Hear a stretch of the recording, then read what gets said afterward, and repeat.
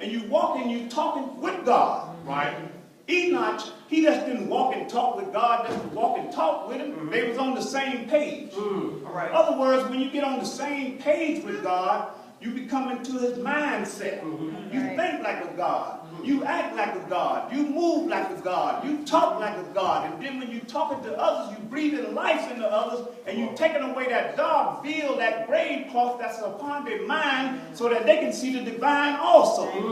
So when a person look at you, they see a baby Jesus. When a person look at you, they see a baby Jesus. If you're walking in his footsteps, that's why they had the little prayer where he said that when you seen 2 other steps on the beach right there, I would just carry you. All right. He's been carrying us a long time. Yes, sir. And he don't want to continue to carry us, even though he will, but he wants you to be able to walk on your own. And be a representative of him, a reflection of him. Right. So when others see you coming, they see Jesus. I said tonight that you need this divine connection for divine protection against anything in life that might come up against you.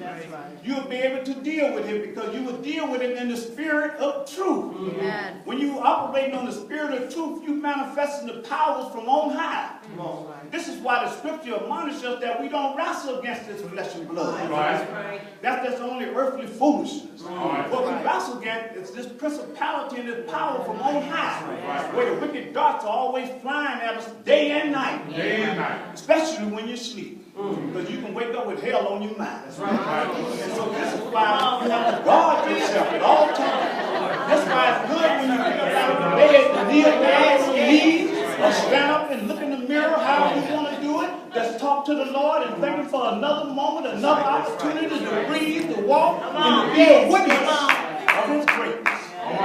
This is what Peter had to have, this connection.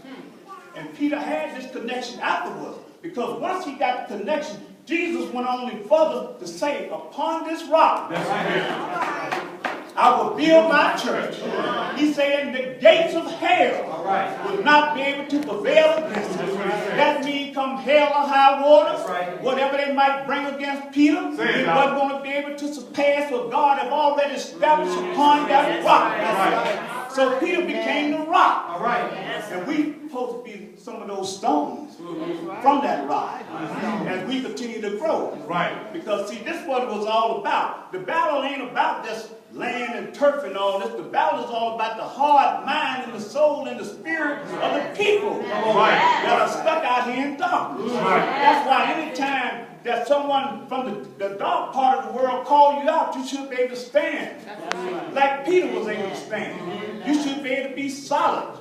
Like Peter was able to be solid. You shouldn't be like Thomas, where you got a little doubt, where you got to see a little bit more. Could you show me where you got stuck at? After I've been with you, you've been with me 3.5 years. You're going to ask me some foolishness like that. But that was necessary in the scripture because the scripture wanted you to know that you're going to meet people that are going to doubt you. They're going to still doubt you regardless of the works that you have done. You see the work that our pastor has done over the years, people still wonder.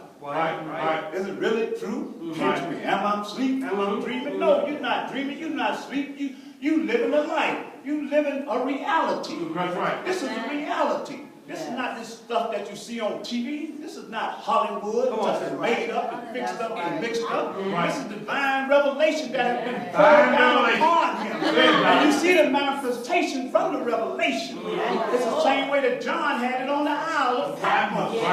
Even though he was locked up in a grottos. Sometimes when you have more pressure on you and you squeeze the most, that's when the spirit screws and fucks. This is what is happening in your life with your divine walk. The more you squeeze every day, the more you press, whether you're in the workplace or wherever you might be. Your spirit needs to soar beyond that. I was listening to the testimony of our sister the other Sunday when she was speaking about the custody battle about her daughter. How the Lord had blessed her when she went in there. It wasn't no more battle. The Lord had already stepped in. Satan had to step out. Satan stepped out. The Lord has stepped in. It's all over. It ain't no 10 count. We have to be in at these battles against these forces each and every day.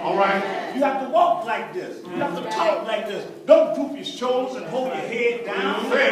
You ain't got no reason to be ashamed of what? You're a deputy of Jesus. You've been baptized. You've been baptized, sanctified, glorified. You got to stand up on the principles of truth. And can't nothing come against truth. Remember, the words cannot prevail. That the gates of hell cannot prevail against the truth. Any time, no place, and nowhere under this sun. Because God has already declared it, and so it shall come to pass. The scripture has been written, so the scripture must be carried out. So we continue to walk through the scripture right here. Carry out the scripture right here. God is always backing us because the wind of God is at our back. He stays at our heels. He guides us in the right direction, and He gives us the divine protection. Amen. Thank you for listening, God.